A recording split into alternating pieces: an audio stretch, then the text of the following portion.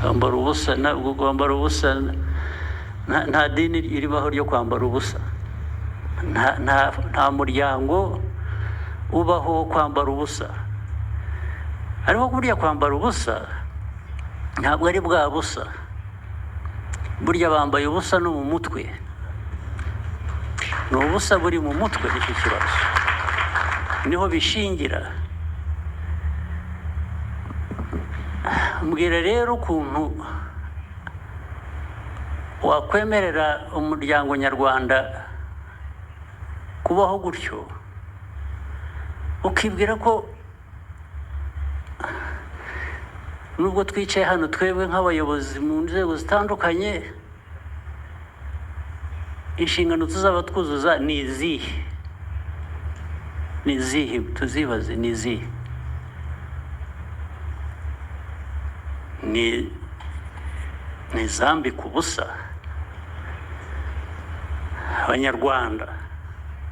uko abana tubarera ariko ari abana ari abakuru ari iki nuko turerwa uko turera ba bandi rero navuze b'ibiyobyabwenge ugasanga mu bakuru abantu bakuru mu muryango ariko bya biyobyabwenge nibyo bivamo ingaruka zindi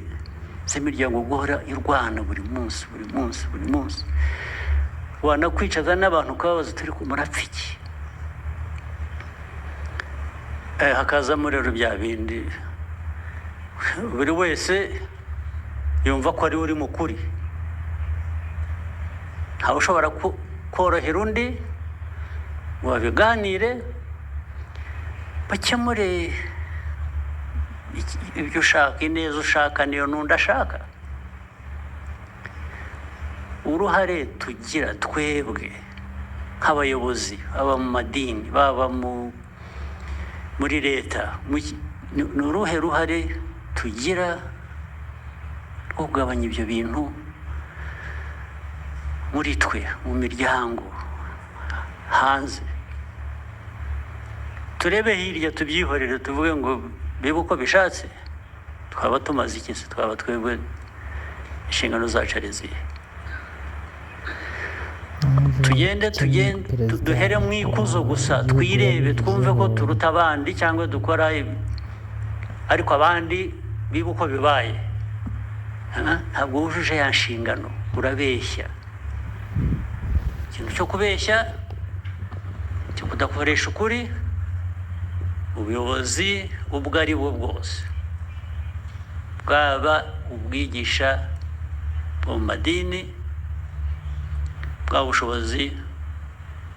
buri mu nzego za leta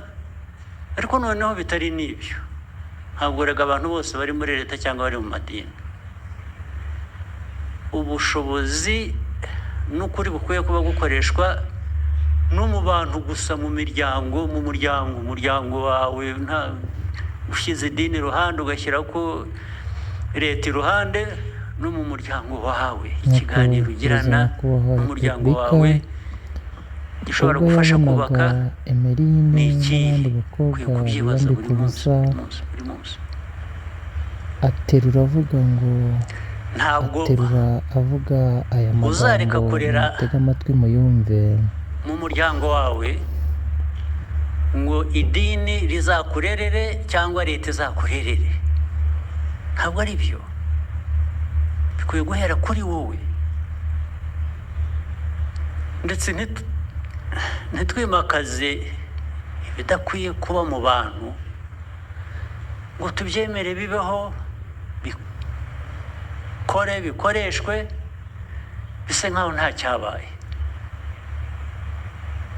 ntabwo ari byo buri munsi bigiye kuba twahuriye hano igihe ni nacyo kizana hano nabonye umwanya wo kuza nkinigura narangiza nkagenda ibindi uko bizaba biraturenze atirisi abemera ko hari ibiturenze ndimo ariko ntabwo bindenze kuvuga icyo ntekereza ndetse ubwo ndi mu nzira yo gufasha wenda niyo kaba ari akantu gato bya bindi biva mu kumenya biganisha mu gukora. Niba hari icyo umuntu yatangaho umusanzu twese tujye tuwutanga.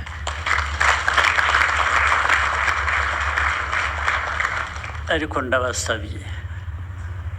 ibintu nababwiye mbona ntabwo nabishyize mu ukuri kwabyo kose uko bingana ni byinshi. Turasenya igihugu cyacu, turasenya igihugu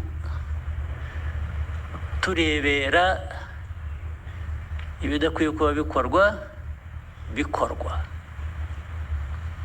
isindo, ibiyobyabwenge, indwano z'urudaca zitarangira buri munsi abantu baba bari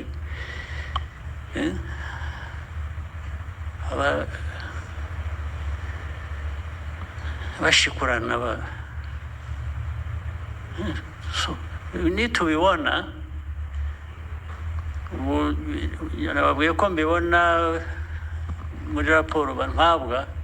Ikintu cya mbere kinza mu mutwe ndabaza, ariko tugomba kuba dufite ibibazo mu buyobozi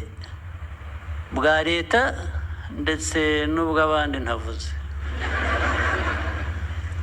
bigomba kuba bihari. Ngo hari ikibazo tugisuzume rero, tukajye hanze gusa ngo tunyure hejuru y'ibintu tuvuge neza ndetse tube ibitangaza. Igitangaza ni byiza, ariko kuba igitangaza ubigirwa n'abo wafashije nabo kuba baba igitangaza. Niba ntabo wafashije ntukwiriye kumera neza ngo bibe bihagije. Ukwiye kumera neza ubishingira ku bandi watumye bamera neza. Reka ndangiriza aho. Murakoze, muhorane imigisha y'Imana.